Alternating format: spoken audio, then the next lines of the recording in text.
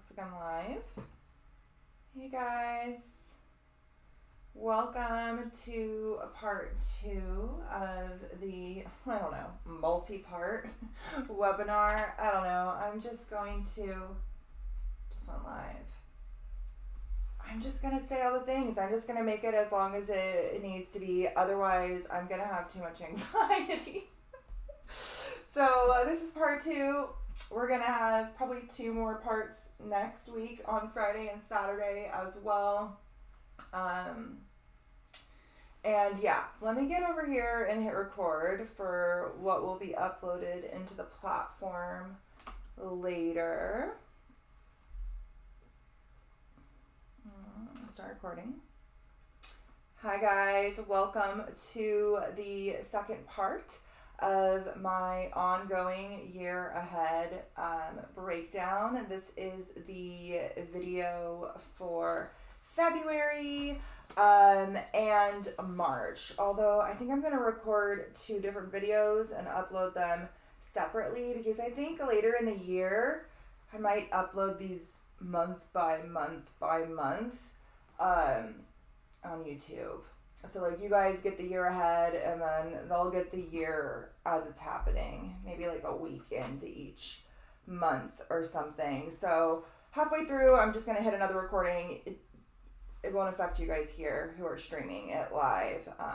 But each month will probably be in the platform. So you can click on January, you can click on February, you can click on March, which will make it easier when we're going back and watching these. So you're not trying to like skip through a really long video or like follow timestamps to figure out where we're at. When it's March and you want to dive back into the March video, you just click the March video. So hopefully that makes it a little bit easier. Hi, Ethereal Goddess, welcome.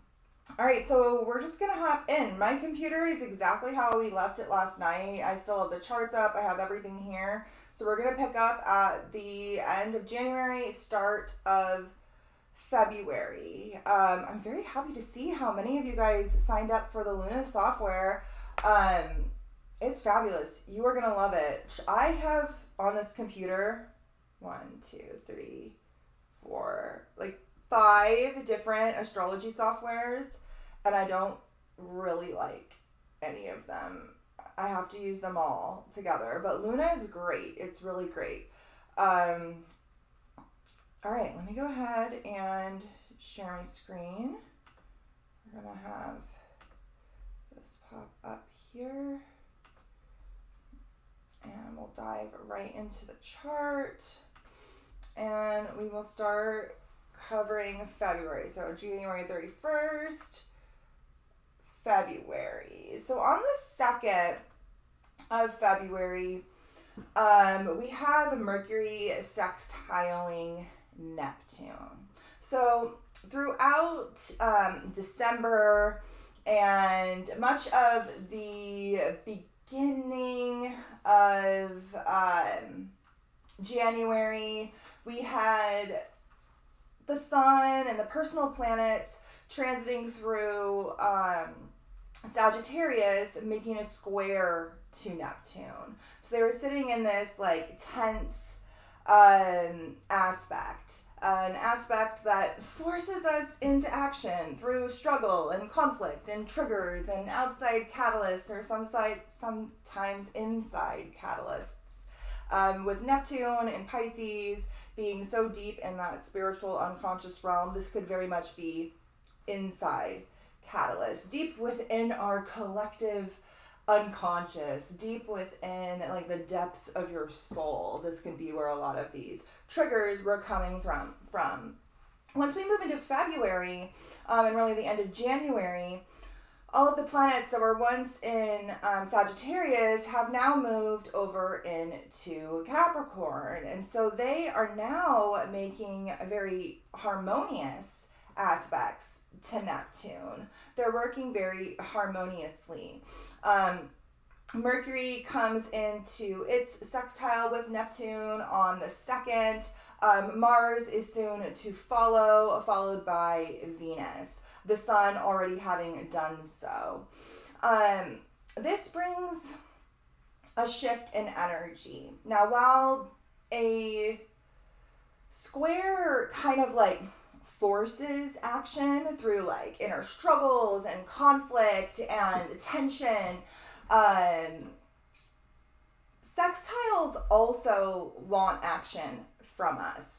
And action must be taken in order for the ease and the harmony to come through that the sextile wants to offer us. But it's not as like forceful with it. It's something that we kind of can ignore to a certain extent. It'll still very much manifest, but it won't manifest in like a beneficial, harmonious way unless we put in a little bit of effort, right? So Mercury, our mind, the realm of information, the realm of communication, wants to work harmoniously with Neptune. It wants to work with the depths of this Piscean dimension. It wants to work with the realm of the unconscious, the realm of spirituality. Now, this is also the vastness of the spiritual dimension. Pisces governs secret societies. It governs the entire spiritual realm. So it governs the light, it governs the dark, it governs the gray shit in the middle, it governs everything, but it particularly governs things that are hidden. So it governs like things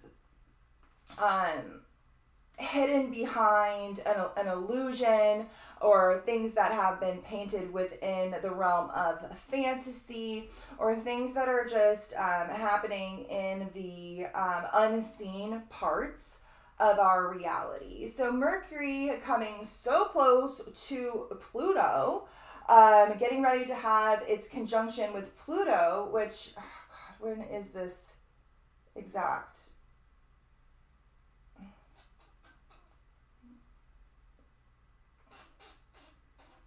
On the 5th, it's exact on the 5th, is really helping us to pierce into the realm of information. So I said this in the last video, you'll hear me say this all the time.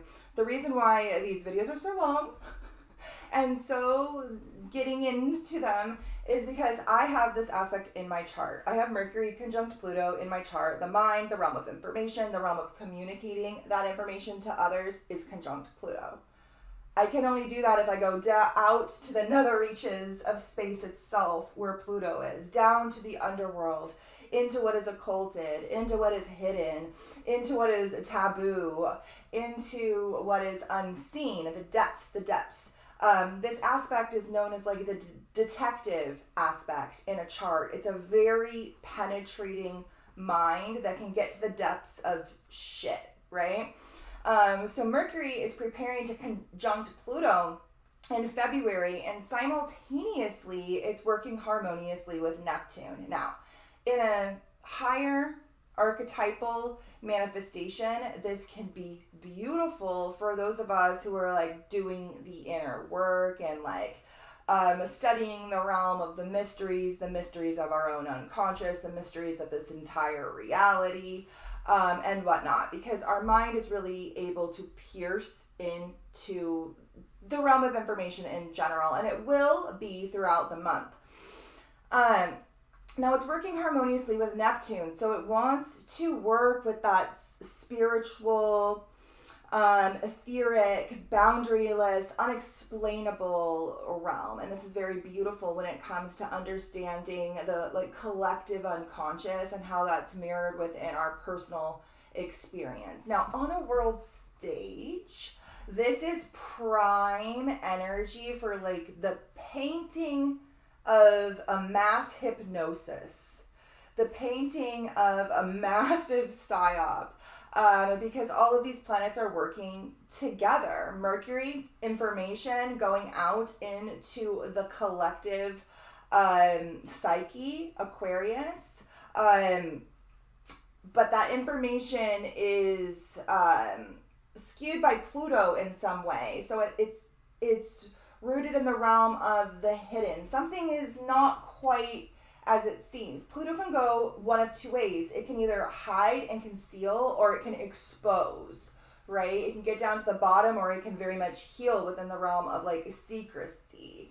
It also governs the realm of the occult. Now remember, this conjunction is happening right at the 0 degree point where we had the Great Conjunction in 2020, which is when everybody started getting the, okay? Right around the winter solstice of 2020. So this is going to be the energy that's coming back up, perhaps being exposed in some massive way, perhaps being transformed in some massive way, perhaps some sort of information or communication in regards to that psyop coming back up again in a new form. I don't know. But Neptune is working harmoniously with this. So Neptune is, yes, the spiritual realm, the unseen realm, the unconscious. But it is also the realm of fantasy, illusion, delusion, confusion, the spell, right? Aquarius literally governs the collective mind. And as Pluto transits through here over the next 20 years, there is a Pluto control. Pluto governs control. It governs power. It governs destruction. It also governs transformation and rebirth and a plethora of other things, but it has this darker dynamic to it. And Pluto is going to be transiting over our collective mind over the next 20 years. Now, this is a mass hypnosis that seems like a new one is kicking off kind of as I even speak this here in January, that we will see continue to rev up throughout the year. We're in an election year. There are some really crazy transits that we're going to talk about next week when we get to April. We have the Jupiter-Uranus conjunction happening in April, actually on April 20th, Hitler's birthday, which I find really interesting considering Uranus has not been in Taurus since World War II. And we're having this really massive Jupiter-Uranus conjunction the same day as Hitler's birthday. We have an eclipse that same month. And then we head deeper into the year where we will have the election in November. It's going to be a crazy year. And it seems like this new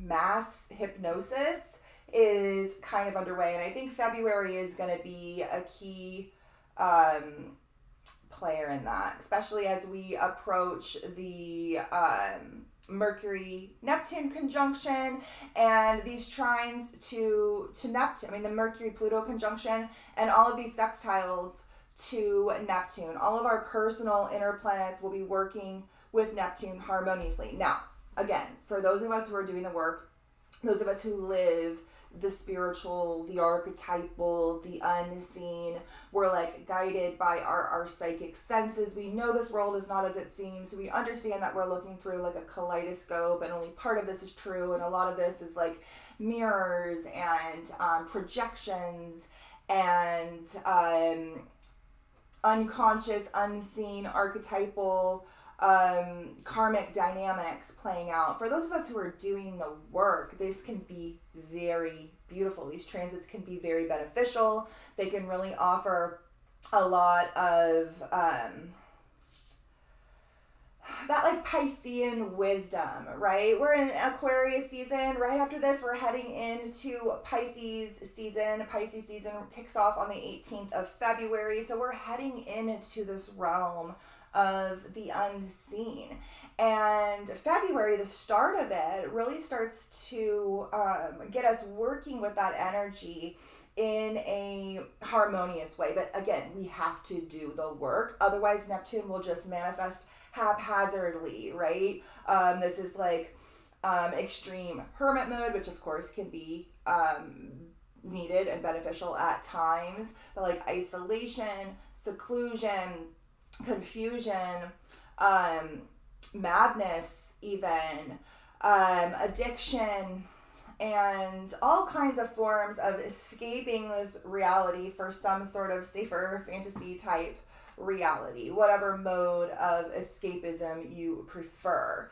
Otherwise, if you are doing the work and you're like, okay, we're in the realm of Neptune now, let me kind of let go, you know, and this is kind of hard to do. This is why there's work that has to be done, and this ease isn't as free flowing as if these were trines from like a water sign trining over here to Neptune Pisces, but it's of the same polarities. So these are all over here in an earth sign, still in the same polarity, but in a different elemental expression.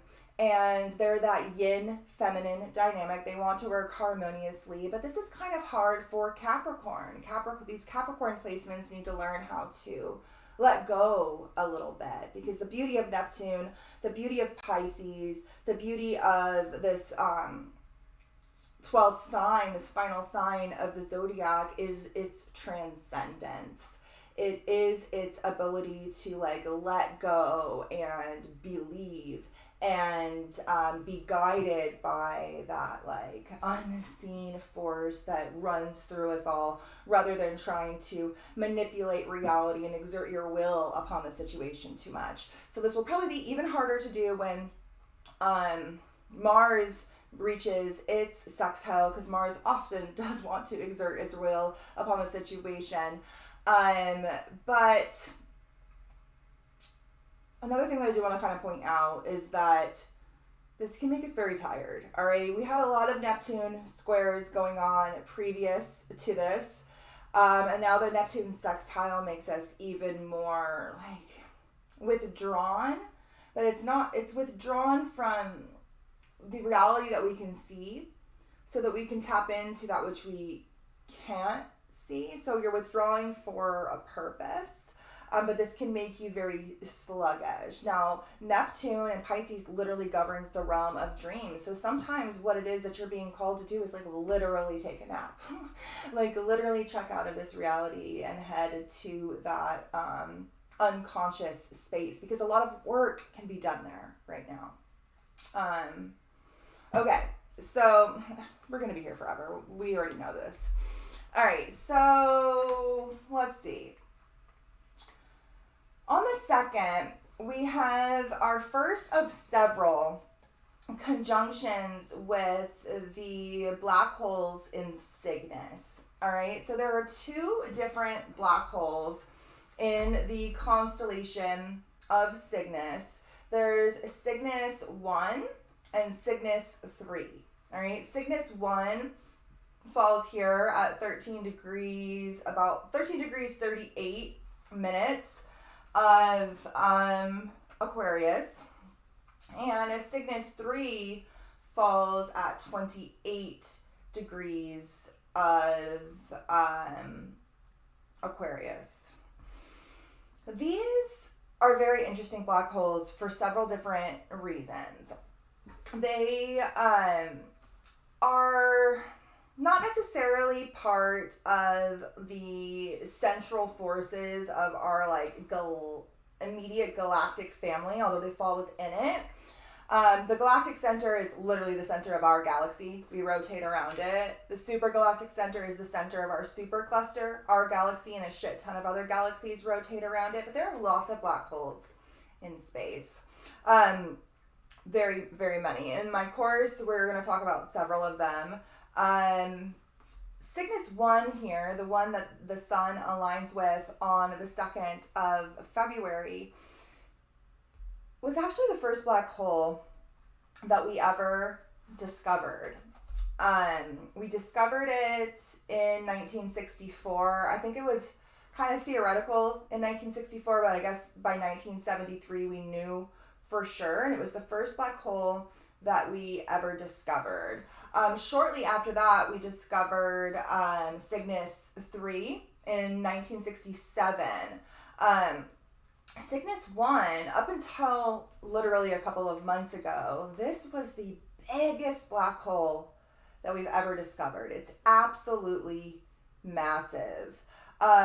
Cygnus 3 is also huge, and it actually aligns with the galactic plane.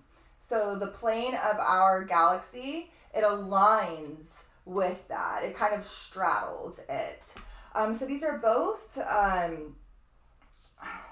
significant when it comes to like the landscape of our cosmos.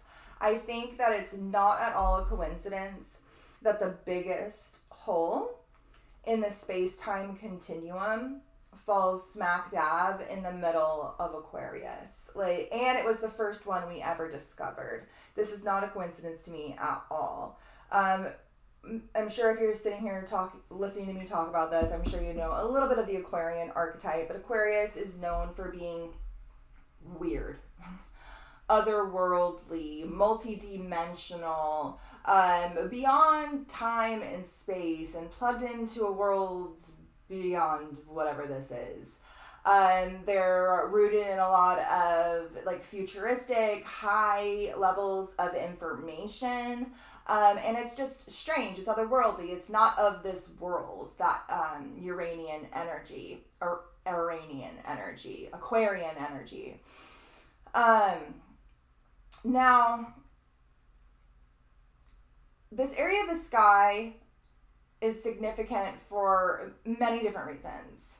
It's believed that the Sumerians knew about this black hole all the way back thousands of years ago when they created their star tablets.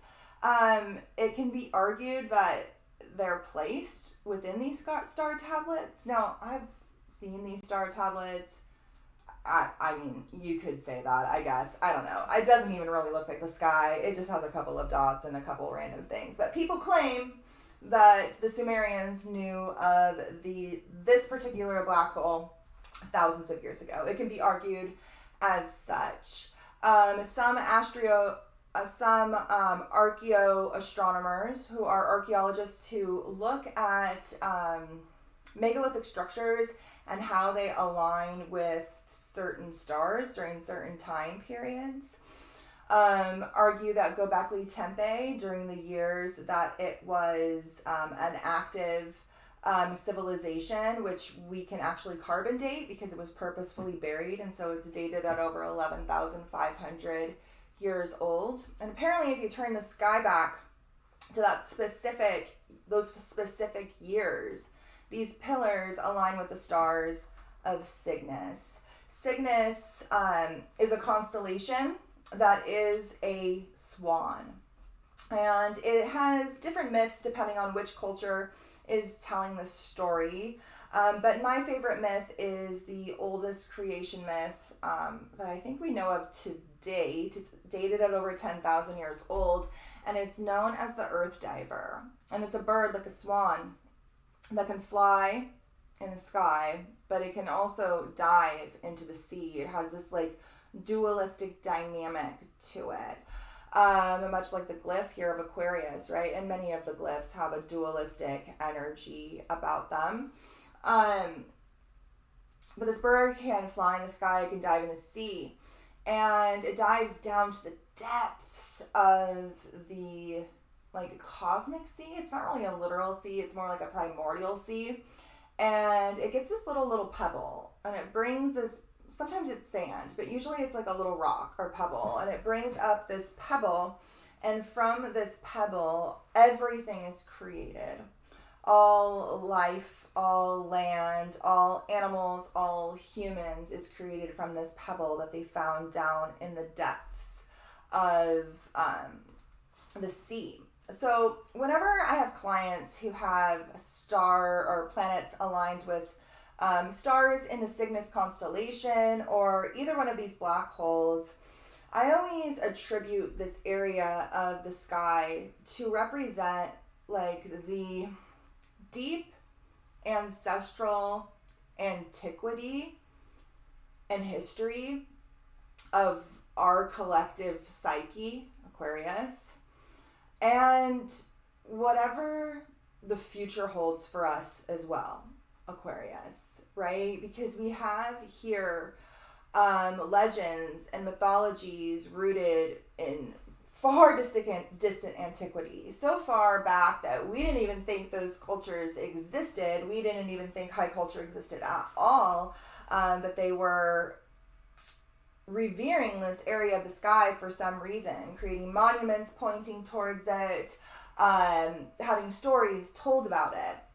And then we also now, because of our high technology that we have developed, Aquarius governs high technology, we have studied outer space to a much more extreme, through a much more extreme lens, and we've discovered much more things, including the fact that this area of the sky houses the biggest hole in the space-time continuum.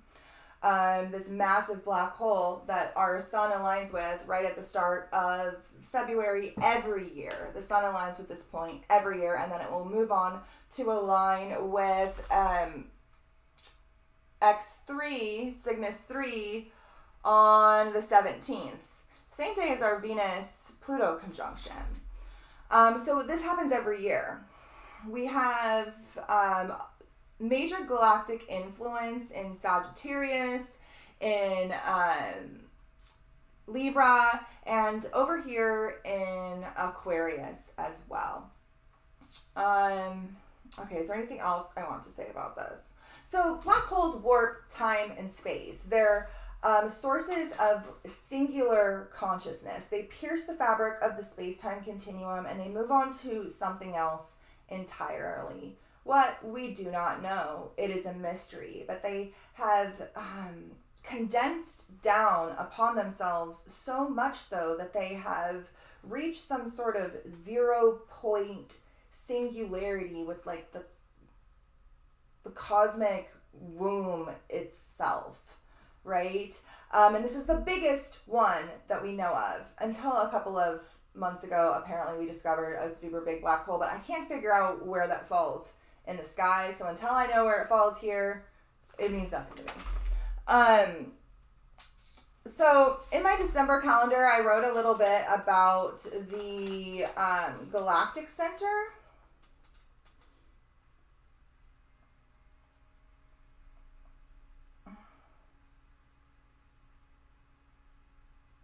I'm just reading this really quick. Yeah, I guess this is kind of more specific to the Galactic Center. I thought I kind of summarized the energy of like black holes, but I guess this is more specific to like the Galactic Center itself. This one to me is a source of profound collective information. Stuff that our collective consciousness remembers, even though it's been kind of like lost to time and like literally buried under the earth. But that our collective psyche remembers, and it remembers through stories that we tell each other collectively. Aquarius is all about the collective, right? It's all about community. It's all about coming together. And so this lives on through us. It lives on through our stories. It lives on through our monuments. It lives on through humanity.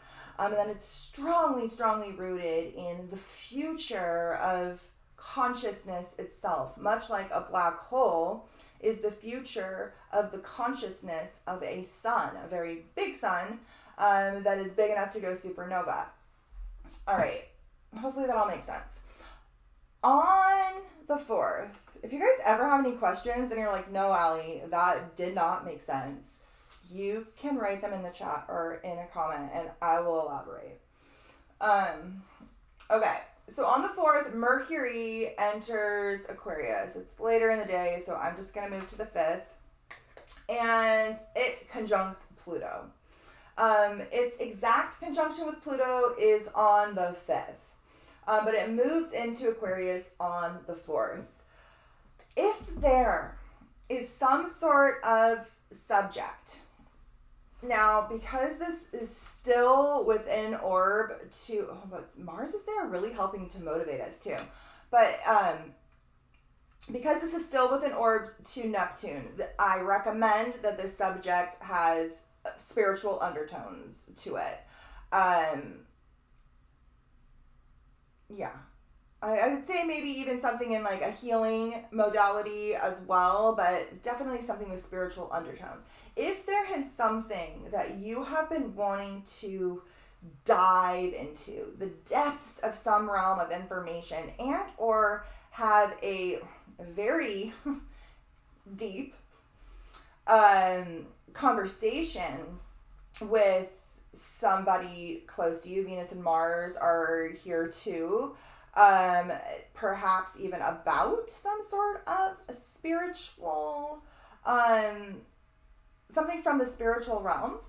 This would really be a great time to do it, particularly with friends, or groups or communities, which is all things that which is all things that Aquarius governs. Now, just a couple of days after this, on the 9th, we have an Aquarius new moon that falls over here at like 20 degrees.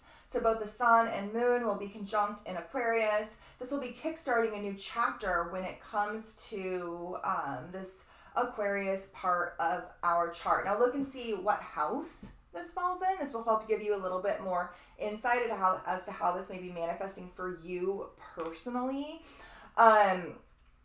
If it's falling in your 11th house, definitely friends, groups, collective. Now, it might be falling in some other house. This may be in your 7th house. This may have a lot more to do with like one-on-one, relationship dynamics, marriage, partnership. This may be falling in your 3rd house, and then you are really being driven to like learn or explore information, or communicate that information with somebody. If this is in your 4th house, you may be diving into the realm of your ancestry, your lineage, your family. This may have something to do with your mother or your subconscious or your realm of like traumas or programming. Yeah. So look and see that PDF that I linked to the course. It has a breakdown on all the houses to help you give a little bit of insight as to what the houses mean, what that means for you. The Apprentice Cheat Sheet will help you understand any sort of planetary influence. All right, so Mercury moves into Aquarius. Whenever Mercury moves into Aquarius, the realm of our like conscious attention kind of leaves the realm of the individual and very much starts to merge with the collective hive mind. Aquarius governs the collective. It governs all groups, all entities. Now, Pluto had just moved into here back in January on the 20th, and now the Sun conjuncted it on the 20th, and now Mercury is conjuncting it in the beginning of February on the 5th. Like I said, this gives a very penetrating, deep mind when it comes to the mysteries, when it comes to the realm of psychology, when it comes to the realm of the occult, when it comes to getting down to the depths of anything that was hidden or nefarious or dark or occulted, or sitting in the shadows in some way, obscured from view. But this also is the planet of power, control, destruction, transiting through our collective psyche, and then Mercury, the planet of the mind of information, conjuncting at this day. This is also giving me huge psyop vibes. I just really feel like we're headed into it, you guys. I don't yet know what it is. With Aquarius, it could definitely be like aliens, mass death or war, weird AI, futuristic tech stuff, cult dynamics of any kind, revolutionary, controlled uprisings.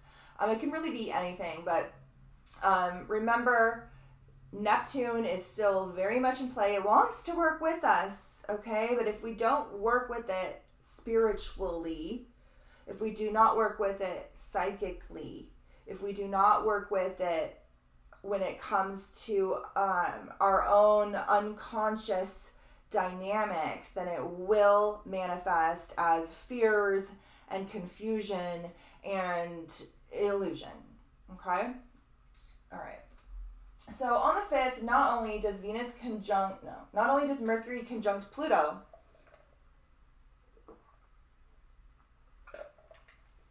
I forgot to put sugar in this, which I know I probably shouldn't do. I'm sure it's super bad for me, and you guys would tell me a million reasons why that's so bad for me. But I like it. And so it tastes kind of gross, and I keep forgetting, and then every time I go to drink it, I'm like, oh, yeah, that's not hitting the spot. Okay, so on the 5th of February, we have Mercury conjunct Pluto. Big energy. Big energy that I like. I like this. Now, this is going to actually be happening, like, in a literal square to my Mercury-Pluto conjunction. So I'm really wondering what this means for me personally. Like, am I going to crack some code that day, or is shit going to be just really, really tense, really conflicting, really struggly? I don't know. We'll see. We shall see. But it's literally happening in almost an exact... I mean, mine does fall at 0 degrees. My Mercury falls at 0 degrees, but my Pluto's off by like a degree, I think. Oh my god, I don't know. But I know my Mercury's at 0. Okay, so on this same day, we have some other influence happening on the 5th. So we have Venus sitting in a square to Chiron at the same time that she conjuncts Psyche. Oh, I also have that aspect in my chart. In a square. Oh shit. I have Venus conjunct Psyche in my chart in an exact square to where this Venus Psyche conjunction is. Mine is literally at 15 degrees of Libra.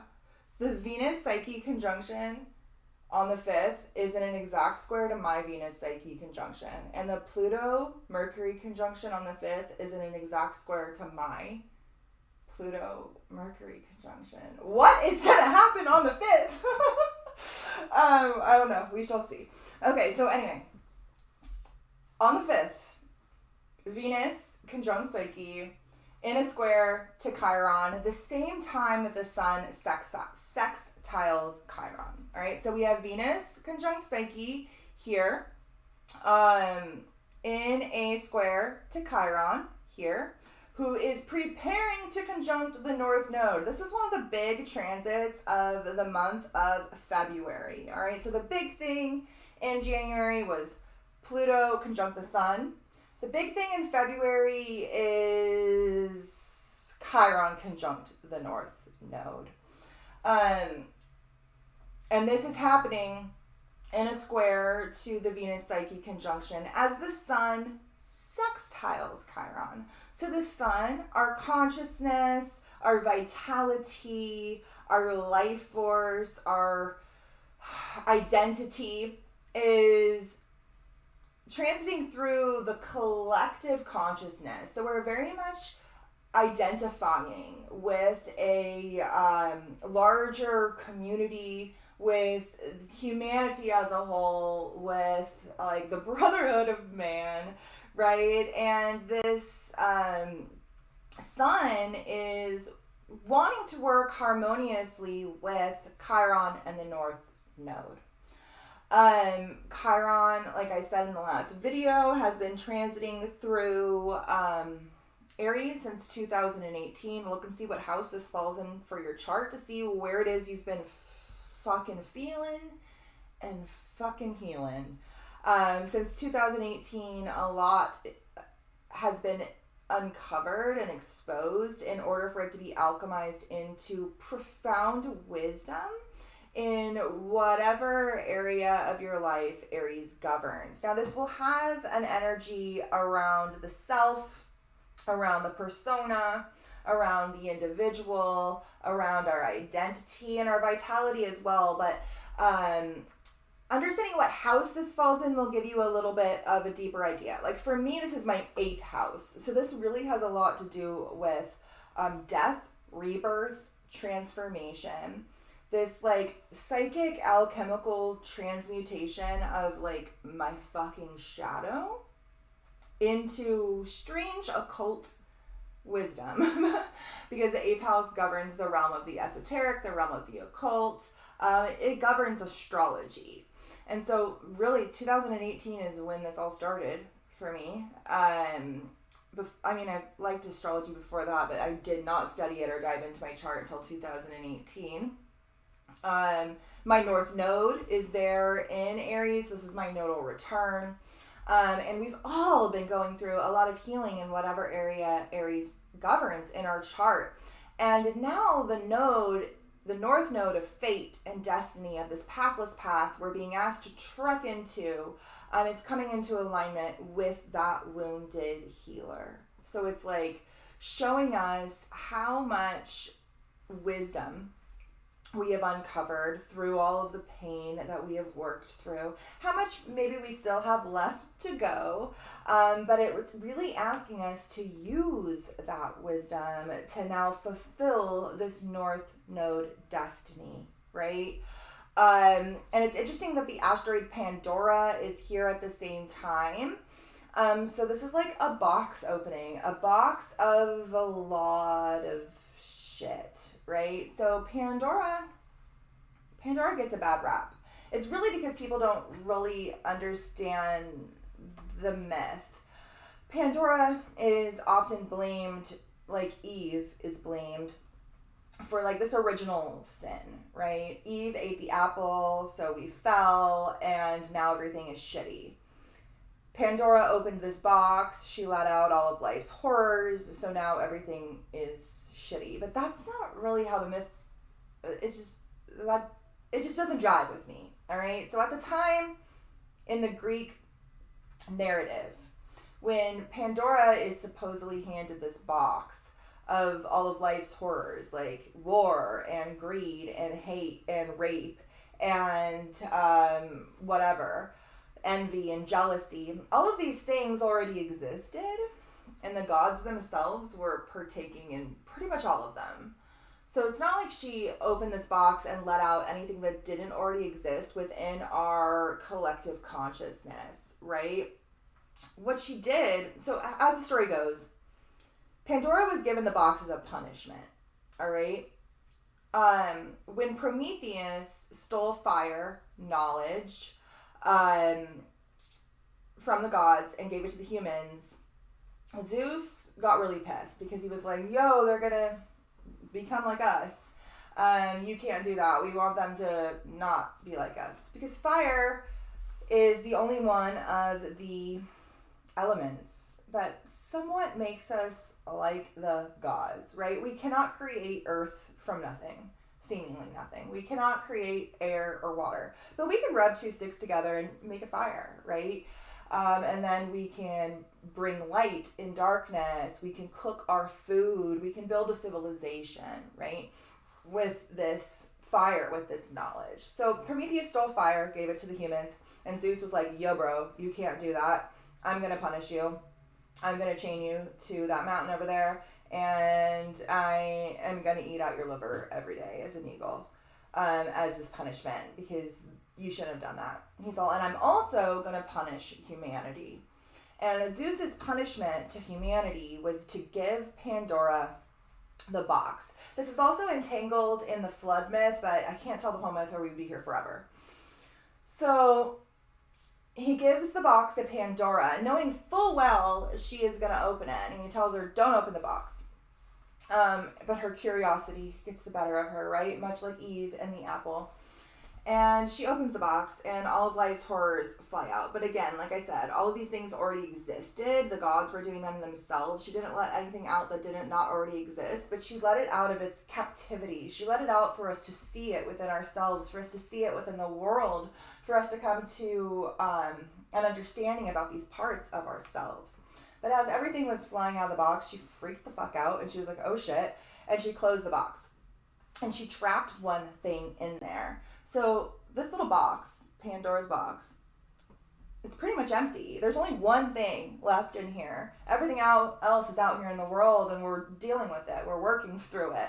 Chiron is working through that shit, right? The North Node is directing us towards what it is we need to work on in whatever area this falls in our chart. Now, the only thing left in this box is hope. Hope was at the bottom of the box. We couldn't get to it if she didn't let all of these things out. And the only thing left in that box now is hope. So when people are like, oh, you don't want to open Pandora's box, you do. It's already been opened. Everything else has already been let out. The only thing left in there is hope. We need somebody courageous enough to go and open the fucking box and release the hope that has been trapped, right?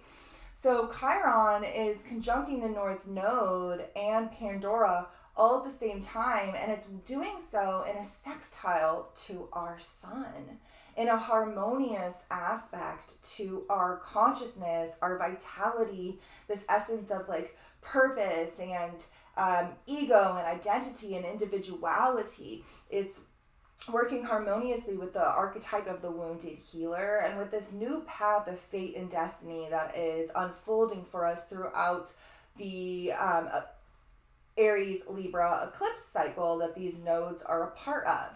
Now on the same day, the 5th, Venus is conjunct Psyche and sitting in a square to this conjunction, sitting in a square to Chiron, the same time that it conjuncts Psyche.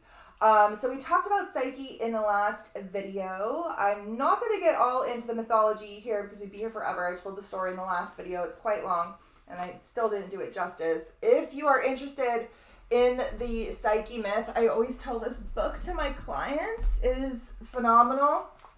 It's called Amor and Psyche, The Psychic Development of the Feminine by Eric Newman. I highly recommend this book. This is a really great book if you want to dive into the Psyche myth. There's also a really great lecture on the Philosophical Research Society's website, YouTube, where he does a really good job of breaking down the myth from like a Jungian, analytical, archetypal place. Because the myth is long and there's lots of bits to it, and I did not do it justice in the last video. But in short, Psyche is the first human in Greek mythology to ascend from humanhood to godhood. The word Psyche means soul, and her story is about the ascension of our soul through union with the force that animates the cosmos, through union with Eros, her divine lover. I'll just go ahead and read this really quick because I have a short summary on Psyche and Eros. Eros is a key player in the Chiron North Node conjunction. So the same day that the North Node and Chiron make their exact conjunction, Eros conjuncts the North Node at the exact same time. So it will be Eros, Chiron, and the North Node all conjunct on the 19th. So it's part of this North Node energy, and this will be happening in a square to Psyche. So this Psyche-Eros mythology is a key theme throughout the February astrology, as it was through the December and January astrology too, because it's just kind of been entangled in all of these personal planet transits and the Mercury retrograde that we had back in December. Okay, so Psyche, astrologically, is associated with psychic and physical bonding. Raw erotic love, particularly so close to Venus and Mars. Raw psychological wounds, recovery, and the ascension of our soul. The word psyche is literally the Greek word for soul. It's associated with the recognition of childhood trauma, trials, tests, quests, and initiations, memory, insight, psychic impressionability, psychological recovery, and the state of your mental health. Some students of Jungian psychology have chosen the Psyche myth as the female story, considering it symbolic of the effort to bring the unconscious up to the realm of the conscious. Whereas the male myth is the Arthurian legend of the Holy Grail and the need to return to the feminine within. Now, Eros, which right now is at 7 degrees, but will conjunct the North Node and Chiron on the 19th, is the divine partner to Psyche. A lot of times Eros is kind of chalked up to represent just like passion and desire and lust, but archetypally it's associated with the that which animates I'll just read this. So Eros is the divine lover and partner to Psyche, our soul. This archetype represents immense primordial force for the desire for manifestation and experience, which informs the entire cosmos. It shows active energy, passion, romance, and willpower, including sexual passion and attraction. Eros symbolism includes the idea of passion as suffering, or our will to live and our passion for life. Archetypally speaking, according to Jung, Eros is ultimately the desire for wholeness. And although it may initially take the form of passionate love, it is more truly a desire for psychic relatedness, a desire for interconnection and interaction with other sentient beings. Now, being as though this is happening in a square to Venus, the sun is in Aquarius, the connection to other beings will be key throughout this time. You probably can't get through this time without connecting to beings in some way. All right. Okay, it's only been an hour, and we're on the 6th of February. I don't know. I think we might do January last night, February tonight, March on Sunday, and then next weekend the same thing to get through the months, because I think I can only do 1 month at a time. I think that's all I can do, you guys. I don't know. I can't summarize it. I could literally talk about every single one of these things for hours. You guys know, just this Aquarius moon we're about to talk about, I could talk about that for 3 fucking hours. I could talk about Cygnus for 3 hours. I could talk about all of these things for 3 hours. It's hard not to. I have to snap myself out of it. Okay, let's move on.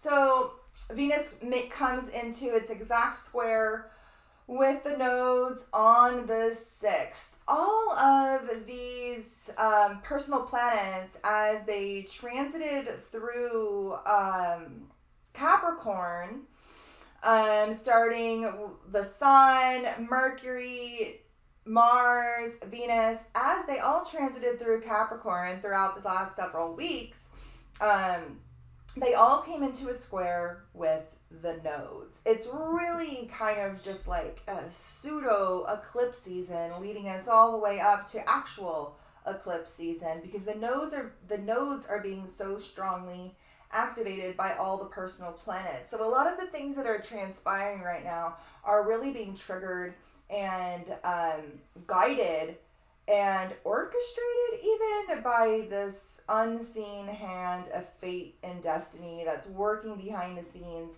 in Aries and Libra, and is about to have a really crazy eclipse season that kicks off in March, which I guess we'll be talking about tomorrow night, because there's no way. We'll be here forever if I try to do both, and I won't be able to do it justice, so whatever. I get to make the rules. I work for myself, so each month gets its own video. All right, so Venus squares the nodes exact on the 6th, the same time that the sun comes into its exact sextile with the north node. So Venus is being triggered by these tense squares to the nodes of fate, destiny, and our karmic debts. And the sun is very much working harmoniously with that north node. Now, on a world stage dynamic, they have been majorly tying World War III moves to this Aries Libra eclipse cycle. Aries and Libra is the axis of war. Libra governs peace and war, diplomacy, treaties, relationship dynamics between countries. And Aries is governed by Mars, the god of war, and it governs the warrior. It governs aggression, and action and assertion, right? So this is the axis with which to initiate a world war on. And they have very much been doing it when there has been key moments in this World War III narrative in the past several of years. Well, not past several years, but past several months.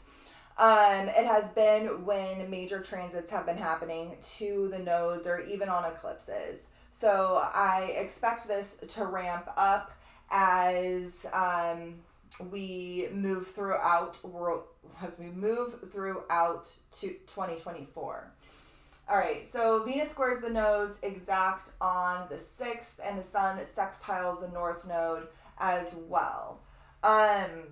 This propels us forward when it comes to this pathless path we're working to develop. Whatever it is, this North Node is working to force us to develop in this area. Now, this is also sitting in a square to the South Node, which is transiting through Libra, which is really helping us to uncover and recover and karmically clean up this area of our life at the same time. New things are happening here, and old things are coming up here so that they can be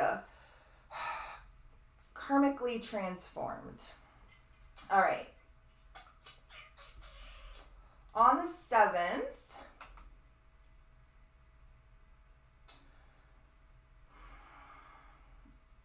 the asteroid Ceres,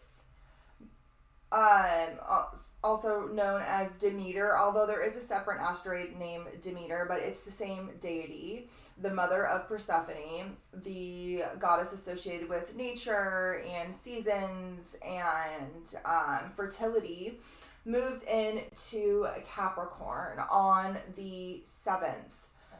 The same time that Venus is also conjunct the moon at that time, but Venus comes into a trine with Uranus and a trine with Juno retrograde. So it makes a grand trine on the 7th. Venus, who is still well within orb to a conjunction to Psyche, well within orb to a square to the nodes, well within orb to a square to Chiron, the wounded healer. Venus, our relationships, our values, our finances, makes a grand trine to Uranus, the planet of unpredictability, change, forward progressive motion, and Juno, which is retrograde. We talked about Juno a little bit in the last video. I'm not going to dive all into her archetype here now, but a summary of it is that she is associated with like domestic relationship dynamics, marriage, and commitment and domestic dynamics. So Venus, relationships, also has to do with finances, particularly when it's aspecting something over here in its ruling sign of Taurus. This could have a lot to do with money or resources, or just the realm of safety and security and service and healing and health and relationship dynamics. But they're all wanting to work harmoniously together. So the planet of change and reform and domestic dynamics, our relationships, our values, the realm of healing, the realm of fate. All of these are working simultaneously with each other, and Venus really wants to work harmoniously with that planet of change and forward motion, while simultaneously wanting to work harmoniously with Juno, the patron of marriage, who is retrograde, trying to rewrite, restructure, reconfigure, realign that area of our reality. Now look and see what houses these fall in, the earth signs. It's going to be a grand earth trine. Look and see if you have any planets here near about like 18, 19 degrees of the earth signs, and look to see what houses those fall in, because that'll be the area that's kind of in focus. All right. Mars also on that same day comes into exact sextile with Neptune, with Venus soon to follow, and then all of the personal planets have moved out of that sextile with Neptune. But then we're like literally entering into the realm of Neptune because they'll all come and start to conjunct these planets in Pisces. So we're just moving closer and closer and closer into the realm of Neptune. Which is why in my previous videos, I was like, we got to make right with it because we're literally entering its layer. Okay. The kaleidoscope. Don't forget, we're looking at everything through a kaleidoscope. Oh, which reminds me, I pulled a card. So before we move on, it's so funny that I choose this to do this now as we're about to talk about the sun square Uranus, which can just bring like cataclysmic unpredictable change. But you guys, so you know I pull a card, right, for each of the months. We talked about the last month. January was the shapeshifter. We were shifting from all of that retrograde energy. Pluto changed signs. Lots of things shifted and transformed into a new like encoding overloaded. Hopefully the recording is good because I keep getting this thing popping up. So everything shifted and changed. The energetic dynamic really shape shifted in January. And then in February, the archetype is the storm. All right. I love how there's even this bolt of electricity here because the next transit we're going to talk about in February is the sun square Uranus, which is exact the day before the new moon and aspecting both the sun and the moon at the time of the new moon. And Uranus literally governs electricity. These electric shocks of information that can rattle us and be quite unpredictable, but usually is designed to propel us forward in some way. This energy is very like mad genius-y, very rooted in individuality and revolution and rebellion and freedom and liberation. All right. So storms can be chaotic, but they also clear the way for what is to come. And they also help to like fertilize the land. So we're heading in February, you know, we're heading into Pisces season. We're heading into the storm. We're heading into the fog. We're heading into the end that births the new beginning, right? I have an affinity to storms. I literally have on my back, like the first tattoo I ever got. It's really not done well. It's not the best looking tattoo, but I have Fleetwood Mac lyrics that says, "I have always been a storm," and it was like, it looks like it was like carved in my back with this weird like zombie hand that has like a straight razor. I don't know. It's a weird thing I painted in high school, and then I was like, oh my gosh, I'm gonna get this tattooed on me. I will get it covered up someday. It does not look good. I do not like it, but I like the lyrics. All right, so the storm, the energy of chaos. You know, we also have a lot of things aspecting Eris. I'll get there in a little bit, but the storm, the energy of chaos, of the whirlwind of disorder, right? So possessing an energy much like the tarot's Tower card, the storm undoes all that is, much like Pisces, right? Everything that was solid, known, and relied upon is stripped away by the winds of fate. Oh my God, these cards are so perfect. The ground becomes the sky becomes the center, and then the center disappears. Oh, this is so Pisces. The storm is a great equalizer. No matter how far we've come on the path, no matter your age, your wealth, or wisdom, we cannot hide from its savage winds. Their disturbing howls stir anxiety and make it impossible to see and think straight. You must wait it out. If you try and fight the storm, you will lose. If you try to fight Neptune, you will lose. You have to let go, right?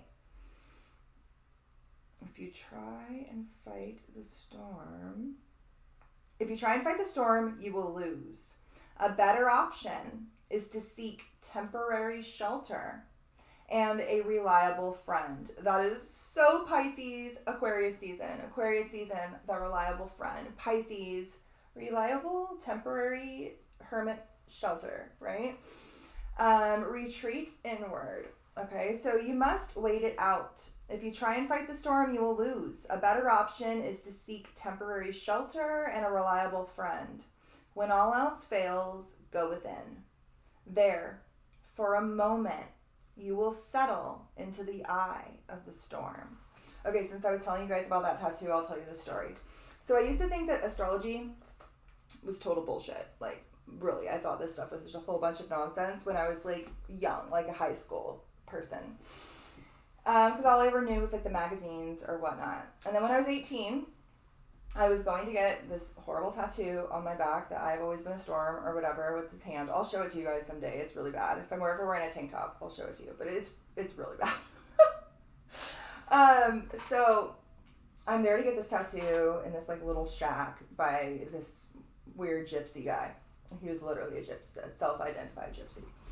And he was like, "What is your birthday?" I was like, "Why? You don't believe in that astrology stuff, do you? You fucking quack." And he was like, "Actually, I do." And I told him my birthday, and then he went and looked it up in the book, The Secret Language of Birthdays, which has it like every day of the year. And so he looked up September 29th, which is my birthday. And I shit you not, the first line of that book is, "You are the eye of the storm. You are the eye of the hurricane." And then it like went on, which is weird because it's a Libra. We're supposed to be like calm, right? But I guess that's why we're the eye. We're the eye of the storm. And then it goes on to like break me down to a T. And I was like 18 years old. And I was like, what the hell? Okay, so astrology is real. And then I bought a ton of books, but I didn't have my birth time. Didn't even know how to find it. And so I was just doing like sun sign, like I'd meet somebody like, "What's your sign?" And I'd like read about it for years and decades until like 2018 when I switch just flipped, and then I just understood the sky, I guess, and I just dove into it.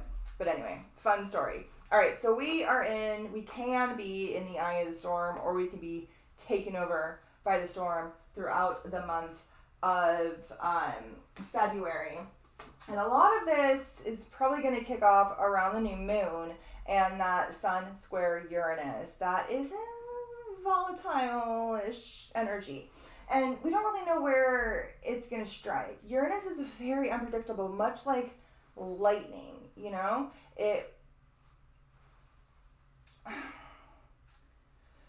Uranus kind of reacts because of Saturn's restriction, right? So Uranus sits outside the gates of Saturn.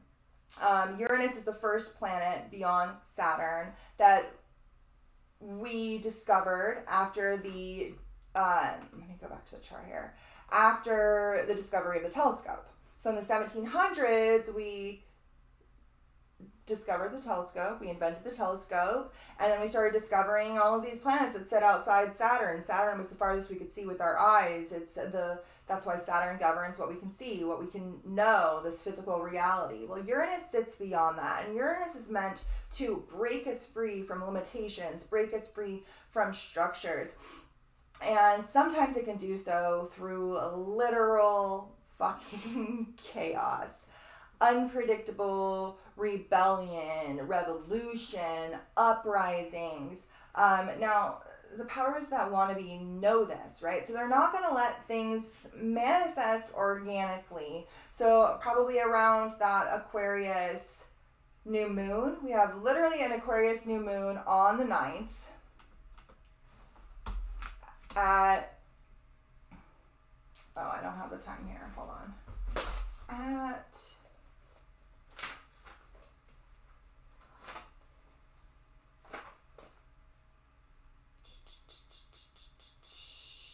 2:59 p.m. Oh, yeah, but this is still in New York time. 2:59 p.m. Pacific Standard Time, but in New York, it's going to be a different time. It's at 0 degrees. I mean, it's at 20 degrees.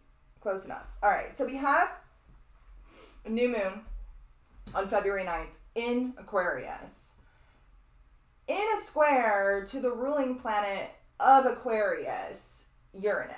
So this Uranus is the ruling planet of Aquarius, and it's sitting in a square to the sun and moon conjunct in Aquarius. This is a very volatile energy that is starting something new. So whatever this is on the world stage, which is going to affect us all collectively because it's happening in Aquarius, whatever this is about, we won't fully know or grasp for 6 months. We won't fully grasp this until the Aquarius full moon during Leo season in the summer. But for us personally, this is a profound moment of change and forward motion. Now, the actions that we will be driven to take around this time revolve around freedom, revolve around finding and honing our unique frequency. They revolve around authenticity and forward motion and change and liberation, particularly around like things that we need to support ourselves, right? In regards to our future, our collective future.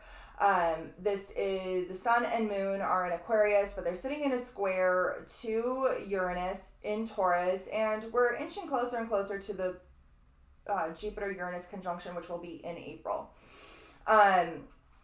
This is happening in Taurus. Now, Taurus is the realm of finances. It's the realm, the finances. It's the realm of resources. It's the realm of things that we need to feel safe and secure and worthy and be self-sustaining. It has a lot to do with practical, tangible, earthly things. Now, this is sitting in a square to this moon. So this moon is happening in whatever house your chart Aquarius governs. And it's kickstarting a new chapter, a new beginning. I don't know what house this falls in for you. For me, it's my 6th house. So it has a lot to do with like daily duties and routines and health and service. For you, it's going to be somewhere else. But there is going to be needed change that you will almost be forced into through conflict or tension or struggle that forces you to act. This can come from outside catalysts. Can come from collective events that are transpiring in the world stage. There's a lot of energy that tell me that we're headed into some big events. But this is a really profound time for like breaking free and liberating you from any sort of like fixed, because these are in fixed signs, but like fixed, restrictive blockages that are preventing you from reaching for your hopes and your dreams and the future that you deserve. All right. We'll of course talk about this more when we do the moon video, but that's like a little summary. All right. So this moon is conjunct the fixed star Castra, which is the tail of the sea goat. So it falls in tropical Aquarius, but it aligns with the tail end of Capricorn. It aligns with the fixed star that falls in the tail of the sea goat.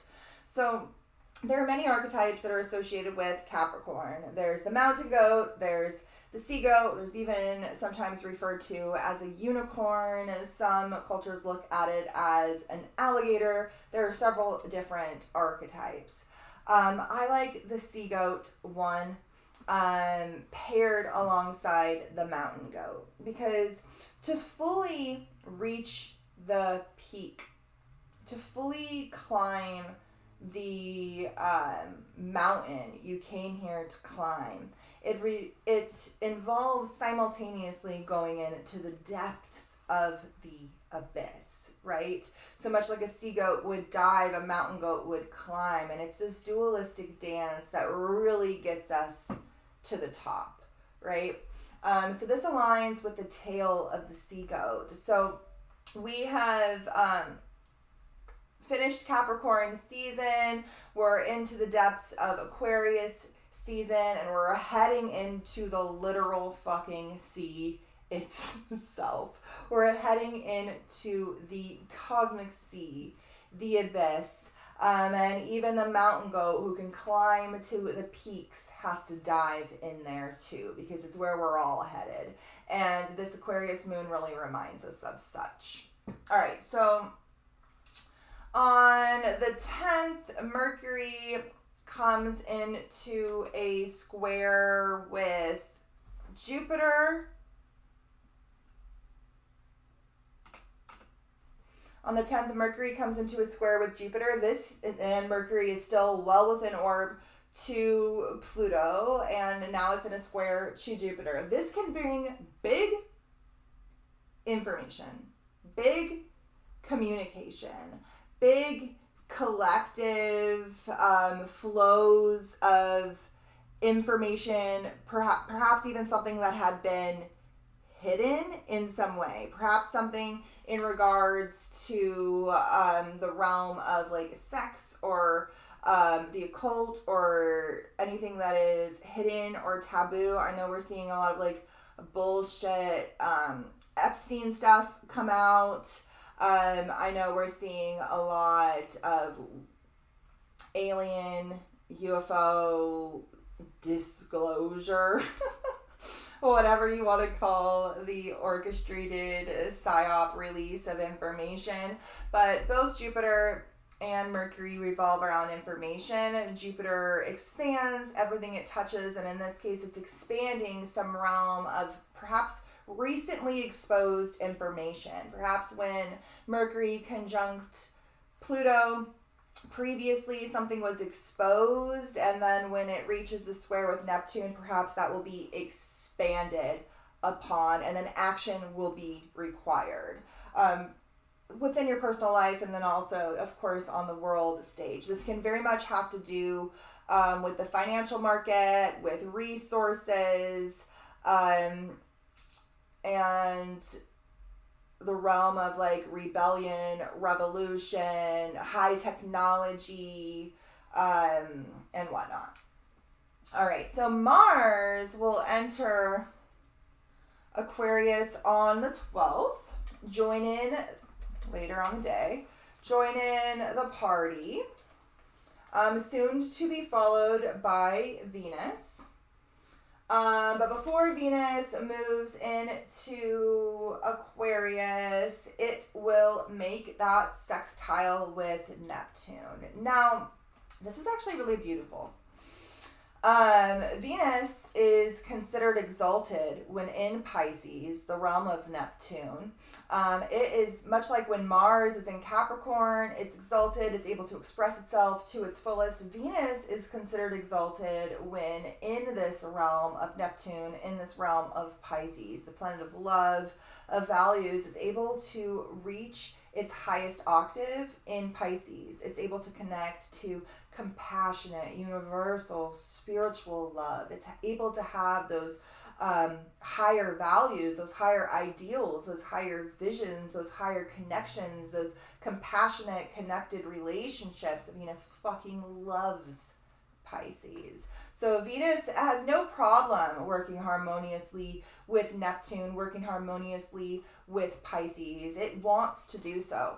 More so than other ones of these planets that sextiled previously. Now the problem here is that Venus wants to do so sometimes to its detriment. Venus governs our relationships and Neptune governs rose-colored glasses. It governs the fantasy that we can tell ourselves. Sometimes Venus wants to work with it a little bit too a little bit too much, right? That it loses its boundaries, which is what Pisces and Neptune governs, the realm of no fucking boundaries. So keep this in mind.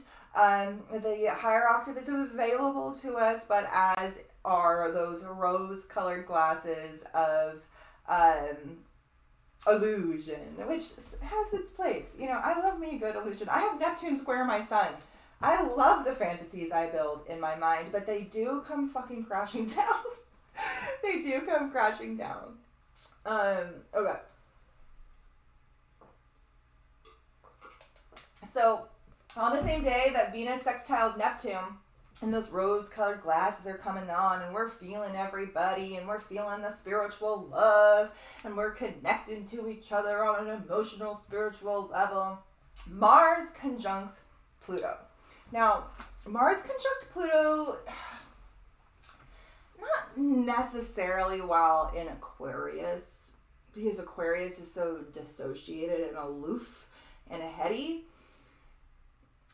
but in any other sign, maybe even with Aquarius, maybe be connecting mentally, but Mars conjunct Pluto is a very passionate dynamic. Mars and Pluto both have to do with passion and sex and those deep emotional reactions, right? Venus is also very close and is going to come join the party here. So we got Venus, Mars, Pluto, all kind of dancing around each other. This is can be quite great and passionate and romantic and whatnot, or it could be quite volatile.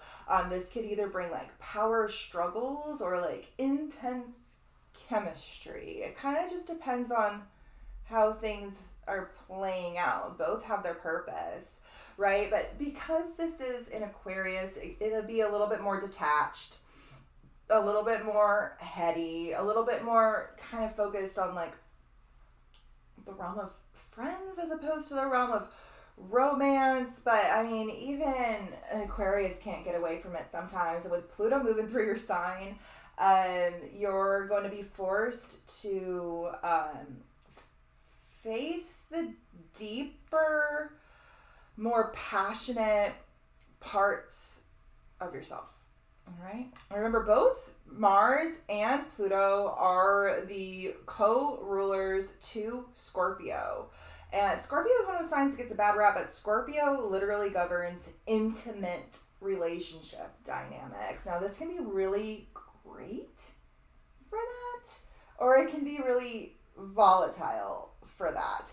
I expect this Mars-Pluto conjunction at 0 degrees, the same degree as the Great Conjunction, to be another key day when it comes to whatever their fucking agenda is. Whatever Pluto moving in and all of these planets hitting the 0 degree mark of the Great Conjunction from 2020, whatever they plan on tying back to that, because we have to remember we're in the midst of a giant spell. Like, we are in the midst of the manifestation of the New World Order control system, which is a spell that the world powers that want to be have been crafting for a very long time. And things keep coming back up and they keep being used and revamped, and we're definitely heading into a revamp and a ramping up. And this day, the 13th, is one to watch out for.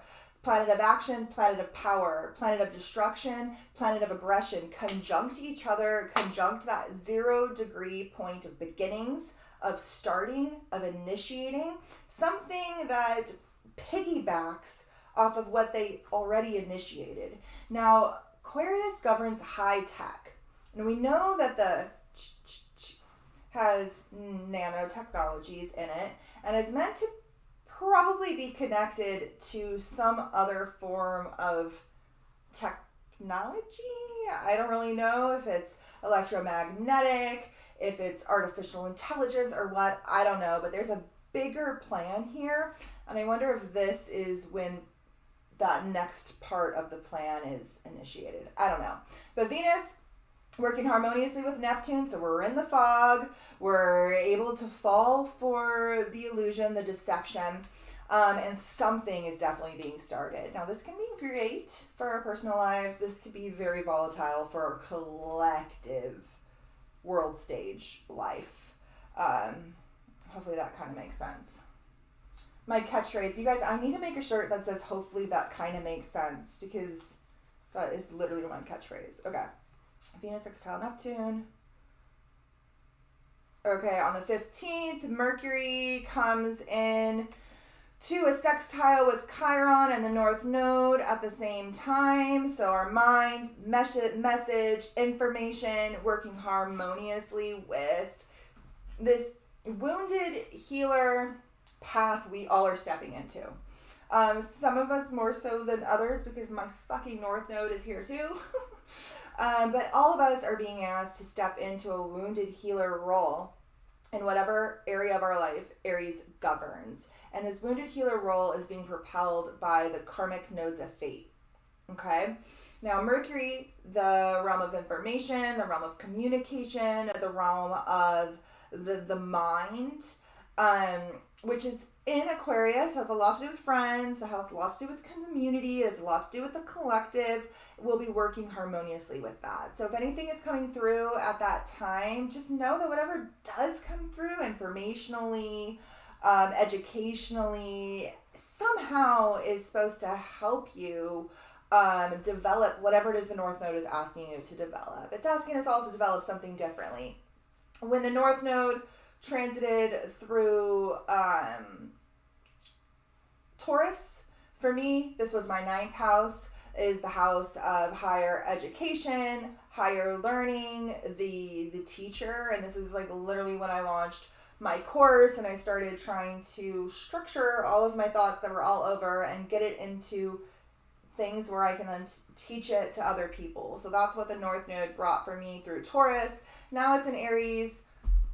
I'm not really sure what this is all about yet. I'll let you guys know, but we're all trying to figure it out together. But looking to see what house that is will help you to understand what these eclipses are all about. For me, this is my nodal return. I have my nodes here.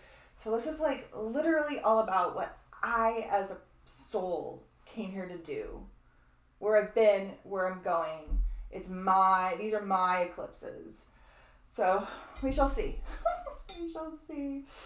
All right, so Venus enters Aquarius on the 16th, and then on the 17th conjuncts Pluto. So we still got Mars, Venus, Pluto, all conjunct here in Aquarius. Again, this can be very great for your relationships. These, and even friendships too. This can be really great for passionate, deep, intimate, penetrating relationships, or it can bring a volatile death to them. A volatile, action-driven death to them, or a passionate, harmonious, transformative, intimate dynamic. It kind of, it depends. It depends. It depends on how it's aspecting your chart personally. For some of us, it will play out great. For some of us, it will play out in a more chaotic fashion. But when you look back on this years later, you will see how that too needed to happen. Okay. On that same day as all of this conjuncting each other, the sun reaches that second black hole in Cygnus. It's not as big as the first, but it straddles the galactic plane. It's in a profound area of our sky, and Eros makes its conjunction with Chiron, preparing to conjunct the North Node the exact same day that Chiron makes it there. So Eros conjuncts Chiron on the 17th, and then the two of them transit together to the North Node, and they both conjunct the North Node on the same day. So Eros literally governs passion. It governs desire. It governs that sexual attraction. It governs all the feels, right? So we've got the lovers of the zodiac, Mars and Venus, conjunct Pluto. The same time that Eros is conjunct the North Node. Like, the North Node you can think of it as this like hand of fate, like pointing at what it is we're supposed to be developing right now. Like, develop this. You haven't done this yet, do it. And right now, what we're developing is Eros. We're developing our passions. We're developing our desires. We're developing our will to live, our will to experience, our will to manifest. Chiron is here, and so this revolves around healing. This revolves around transmutation. This revolves around the unlocking of wisdom and the development of the self, but it's very much entangled with this really profound conjunction. This Pluto, Venus, Mars conjunction is, if it was in any other sign, I don't know, it's in Aquarius. It could be just in the head. It could be just, if the friends, I don't know, maybe even Aquarius will get down. I don't know. But this is very nice. This is very passionate, especially with Eros conjuncting the North Node at the same time. Okay. And the sun entering Pisces. So, oh yeah, we're in the feels. So before Eros and Chiron get to the North Node on the 19th, on the 18th, the sun moves into Pisces. On the 18th, later in the day. So the sun moves into Pisces. So Pisces is that very compassionate, very connected, like mind, body, soul, like no boundary between me and you. We just merge into each other. Much like Venus and Mars, the lovers of the zodiac, and then Pluto, that alchemical planet of like sex, death, rebirth. They're all here together. They're all doing some shit. The same time that the wounded healer and Eros, this passionate lover to Psyche, our soul, are conjuncting the North Node. I don't really know, but I think that this can prove to be quite lovely and or quite transformative and destructive in a profound ending sort of way. All right, let's see. Sun enters Pisces on the 18th. The North Node conjuncts Chiron on the 19th with Eros there as well. The same time that the sun opposes, so the sun moves into Pisces and then it immediately opposes Hecate retrograde. Does this say anything about Hecate? Oh, it does. Okay, we'll read that in a second. I just learned that some of the asteroids in astro.com, if you click on them, they tell you things. Not all of them, but some of them. So the sun moves into Pisces, opposes Hecate retrograde. We have this massive conjunction here, and Chiron, Eros, and the North Node all conjunct here. The wounded healer is healing through the pioneering quest into his destiny, guided by his passions and his desires and this will to manifest it. That's what this is all about. Now, the sun moves into Pisces. Pisces is the realm of the spiritual. It's the realm of the magical. It's the realm of the etheric. It's the realm of the psychic. And it immediately starts to oppose Hecate retrograde. Now, Hecate is the goddess of magic and witchcraft. Let's see what they say, and then I'll tell you what I gotta say. So Hecate is named for the Greek goddess of the old moon, of the midnight, and the crossroads, later demonized as the leader of witches. Her energy seems to balance that of the North Node, both in terms of the lunar association and in terms of the sheer power Hecate manifests, which has some similarities with that of Rahu, the North Node. There is magic power here, ultimately derived from deep powers of concentration and manifestation. Eros has that energy of manifestation about him too. Hecate relates to the gifts of deep experience and can be the marker of wealth, especially the material kind. The power constellated by Hecate also seems to have distinctly sexy qualities. There's that again.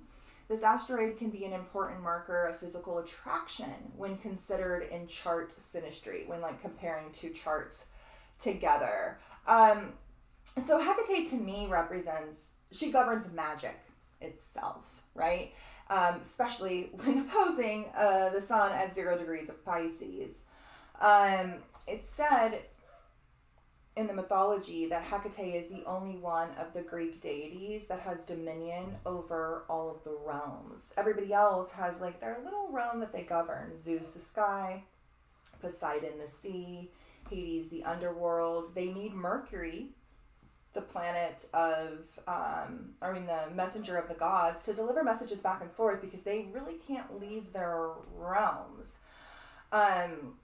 Now, Hecate can go anywhere she wants. She can go to the underworld and help Persephone and her mother reunite. She can meet you in the crossroads. She can meet you here. She can meet you there. She can go anywhere she wants because she governs magic itself, and magic is everywhere.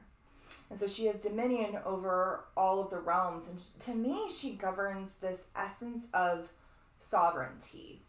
All of the other Greek deities want to be worshipped and revered. And Hecate, she doesn't want that. Her jam is getting you to remember the power that is innate within you. Her jam is helping you in times of crisis, when you're at that crossroads, when you have this choice to make between this or that, or you're leaving one world and headed to the next. She is that like guardian of the veil or the other world or this realm of transformation. And she's said to very much be associated with the moon, but she's associated with the three-faced goddess in her totality: the maiden, the mother, the crone, the divine feminine in its wholeness. And her main objective is to guide you back to yourself, right? Much like she guides Persephone, or she guides Demeter and Persephone back to each other. She helps you to find the lost, forgotten parts of yourselves, particularly your innate magic, your innate power. All right, so she's retrograde right now. She's reassessing the realm of magic. She's reassessing the realm of mysticism. She's reassessing her connection to this, and she's realigning it, and she's reconfiguring it, and she's honing it more so. Okay, so as the sun opposes Hecate retrograde, Hecate is conjunct the earth, because the earth is always opposite the sun. That's how they transit around the chart. So at the same time that Hecate opposes the sun, it conjuncts the earth, and it does so here in Virgo. So this realm of magic, while the sun is very much in Pisces, so this can be anything. This is so etheric, otherworldly, the realm of it all. Hecate is retrograde in Virgo, so it has a very earthly, healing essence about it, and it is of course rooted in the realm of service. So much of what we may be reassessing is like, what are we in service to when it comes to these spiritual connections, when it comes to these spiritual beliefs, when it comes to our avenues of magic, and does there need to be something reassessed there? Okay. I like this one too. All right, so we're talking about reassessing, reconfiguring, realigning the spiritual connections, right? And at the same time that the sun enters Pisces and opposes Hecate, the North Node and Chiron conjunct Eros. We have a couple of asteroids conjunct Neptune. So we have Neptune here at 26 degrees of Pisces, and on the 20th, we have two different asteroids conjunct Neptune. We have the asteroid Alexandria and the asteroid Magdalena. Okay? So, I wonder if I have anything to say about these. No. Okay, well, I do. So, the asteroid Magdalena and the asteroid Alexandria. So, Alexandria is, of course, associated with the Library of Alexandria, this lost ancient sacred library that housed all of these old scrolls, all of this old wisdom that was destroyed. All right, like the traditional narrative is that there was a massive fire and everything was destroyed and it's like lost to time. I don't believe that. Historians don't even believe that. They say there was not one massive fire, there was a bunch of little fires, they were all put out in time, and that's not what happened. They claim that people just stopped rescribing the papyrus and so it got lost to time. I don't believe either of those narratives. I think all of this stuff is underground at the Vatican secret library, and we're never gonna see it. But regardless of what happened to this lost ancient sacred knowledge, it has been lost to time, whether it has been occulted and hidden away by the Roman Catholic Church, or lost to time through a fire, or because people stopped caring and rescribing the books. Doesn't really matter. It's gone. The only way for us to connect to this is to literally remember it and literally pull it from the collective unconscious, which is where we're at right now. We've got Neptune, the ruler of Pisces, in the depths of fucking Pisces, the planet of psychic senses, of dreams, of visions, of spiritual connectivity. And it's in the depths of Pisces, and right now it's conjunct, or in February on the 20th, it is conjunct the asteroid Alexandria, so we're able to unlock at the same time that Hecate retrograde is opposite the sun in Pisces. Like, we're feeling witchy, we're feeling magical, and we're able to tap into that mysticism and actually uncover some of these lost, ancient, sacred truths, right? And this may come through dreams. This may come through music. This may come through art or film. This may come like through archetypal dynamics. This may come through your innate psychic senses. This may come through any number of ways because it's Neptune. And it's probably going to come in some sort of symbolic, deeply metaphorical way. It'll come through very symbolically. Now, it'll probably come through the realm of the divine feminine, because not only are we in Pisces, literally the cosmic womb itself, that deep water, but we have the Pisces sun opposite Hecate. All right, there's the feminine represented there.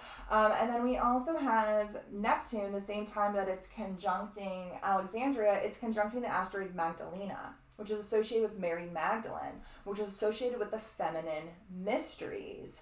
The mythology of the Holy Grail, the essence of Tantra and divine union, and transcendence through divine partnership, and the sort of feminine mysteries that, much like the papyruses in Alexandria, have been lost to time or erased or demonized or chalked up as something that they weren't. Much like Mary Magdalene was chalked up to just being a prostitute when she was the most revered of all of the disciples and the 13th disciple, the first to see Jesus after he resurrected, and a key figure in his mythology. So Mary Magdalene will conjunct Alexandria the same time that together with Neptune. So this realm of mysticism, of magic, is speaking very strongly through the feminine dimension throughout the month of February. Venus will conjunct Mars on the 21st. So much like Mary Magdalene, Hecate, Eros has this passionate chemistry about it. And Venus conjunct Mars, and Pluto has a very similar essence to it. Again, it's in Aquarius, so I don't really know how this is going to manifest, because Aquarius is so weird and so detached emotionally. But even though this is happening in Aquarius, the sun is in Pisces, the Saturn is in Pisces, we've got Neptune here in Pisces. Like, the emotional realm is manifesting as well. All right, let's see. Mercury then enters Pisces. Oh, that really does help. Mercury then enters Pisces on the 22nd, later in the day.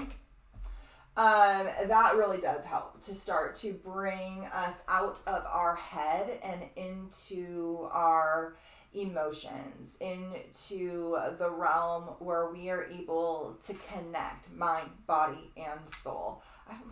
February should be fun, interesting. I mean, we have even Valentine's Day, which is such a commercial bullshit day, but Valentine's Day happens smack dab in the middle of all this. It happens like a week before all of these things become exact, but I think February can prove to be quite connecting when it comes to those close to us, or it could also bring some distinct, profound endings. But I have high hopes for this, for us personally. I don't know what this is going to bring for us on a world stage. It's going to be some volatile relationship dynamics, and big destructive actions will probably be taken collectively.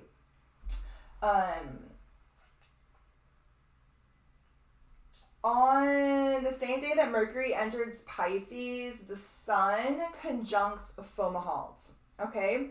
So Fomalhaut is the eye of the fish. It's a fixed star in the southern fish. So it's not the fish of Pisces, the two dualistic fish. It's the fish that's in the stream of Aquarius. And it is associated with, I call it like the Christ sight, right? This ability to see and perceive in a Christ-like way. In an awakened, spiritually enlightened way, having that sight of the fish in the stream of Aquarius, merging back with the cosmic soup of Pisces, but with that eye awakened, right? So that happens the same time that Mercury moves into Pisces, and then Mercury will soon transit over that same star as well. We've got Neptune here. Pisces season is on and cracking. I mean, it is every year, but this year we have both Saturn and Neptune there as well, preparing to conjunct each other 2025.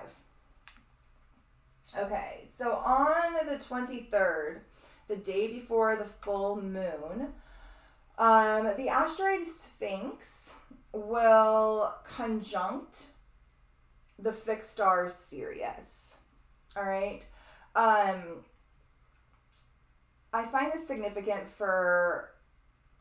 archetypally significant. All right. So Sirius, like we talked about in the last video, is associated with guarding the mysteries. It's associated, whether it's seen as Canis Major, the dog, or Isis, the divine mother. They're both seen as guarding the mysteries, guarding the other side, guarding the veil, right? Well, the Sphinx is associated with the mystery. The Sphinx is associated with the riddle.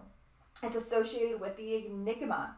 It's associated with the question, with the riddle, with the mystery, and it too is said to guard the mysteries. According to Edgar Cayce, who I don't always necessarily agree with his channelings, but you can argue the fact that he's been right about a couple of things. According to Edgar Cayce, the Atlantean Hall of Records sits underneath the paw of the Sphinx in Egypt, and so it's said to house this ancient library lost to time. I don't know if that is true, but archetypally it's associated with that. In the Greek myth, the Sphinx meets Orpheus before he goes on his quest into the underworld, and he presents him with a riddle. If he gets the riddle right, he gets to move on. If he does not get the riddle right, he dies. And so there are a couple of different lessons that the Sphinx teaches us. The first one is you don't jump to conclusions, because if you jump and you are wrong, you will die. The second one is if you are going to try to answer the riddle, if you are going to try to understand this great mystery, you must think outside the box. You cannot think literally, because if you try to think literally, you'll never get there. And I always like to kind of break down the riddle, so you guys can kind of see what I'm talking about. The riddle that he's presented with is, what walks on 4 legs in the morning, 2 legs in the afternoon, and 3 legs in the evening? And the answer is a human, because in the morning of its life, when it's a baby, it crawls on 4 legs. In the afternoon, when it's an adult, it walks on 2. And in the evening, when it's an old, decrepit person, it walks on 3 because it has a cane. And so you can see, like, if you try to think literally, you would never get there, but you have to think symbolically, archetypally, outside of the box. And around the full moon in February, we have the Sphinx conjuncting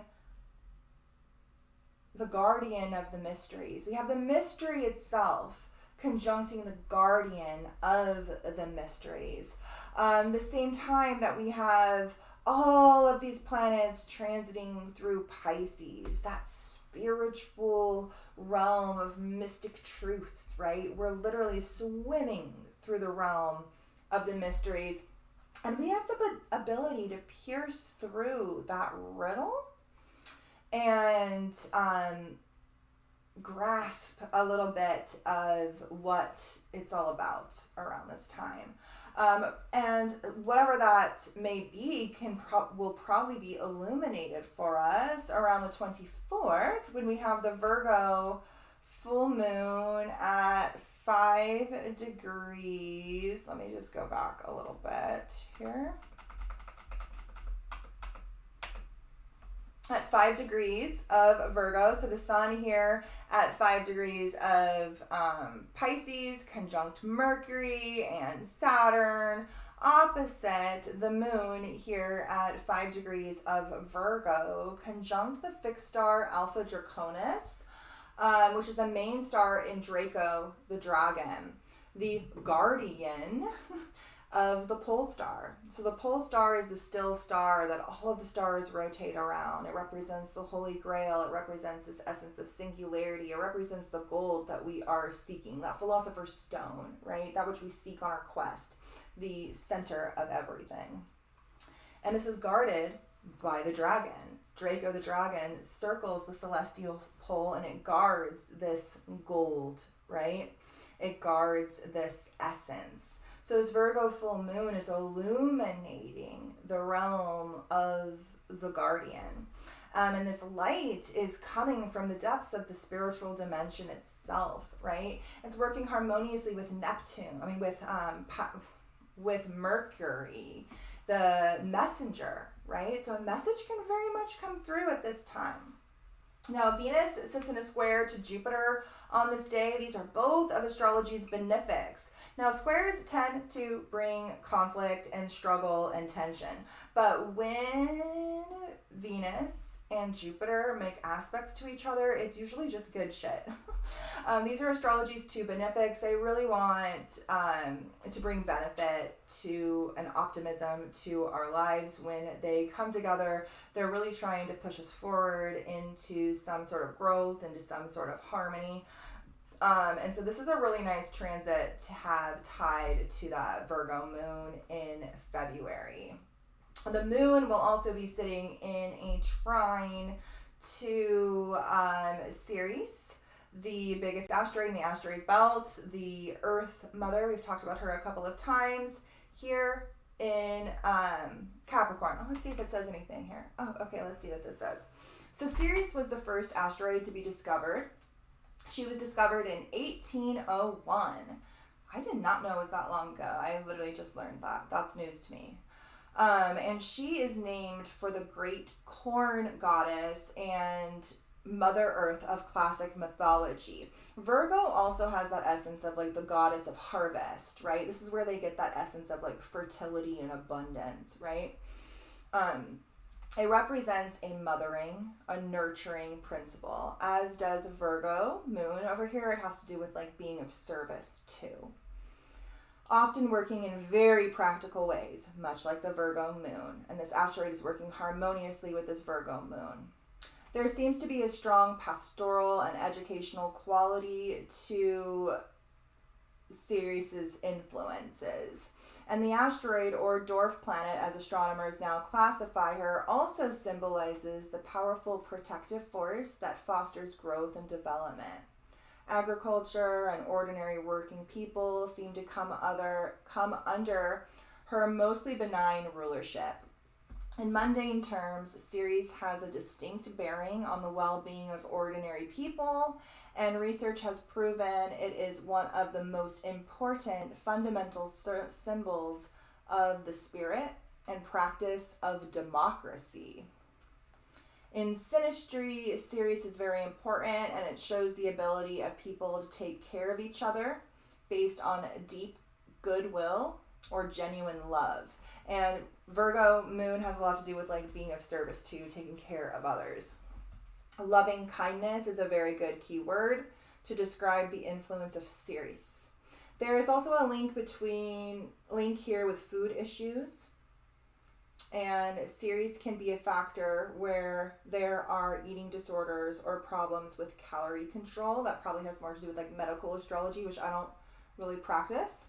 Another aspect of the shadow side of Ceres is a tendency to smother love or some sort of devouring quality.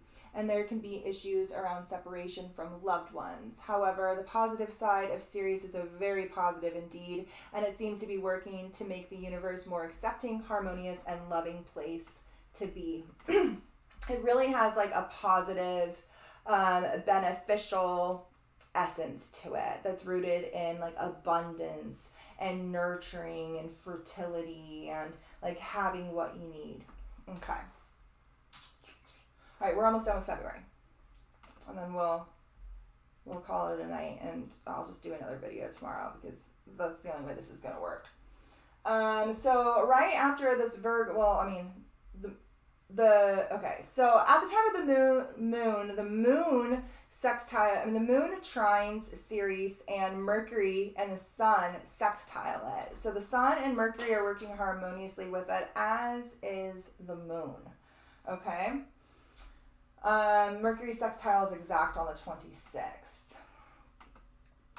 Now on the 27th, Mars squares Jupiter. Now while Venus squaring Jupiter is more often than not going to be somewhat beneficial, Mars squaring Jupiter can bring big action, all right? Big, expansive action. Now, Venus and Mars are still very close together, so this action is entangled within our values, our finances, our relationships.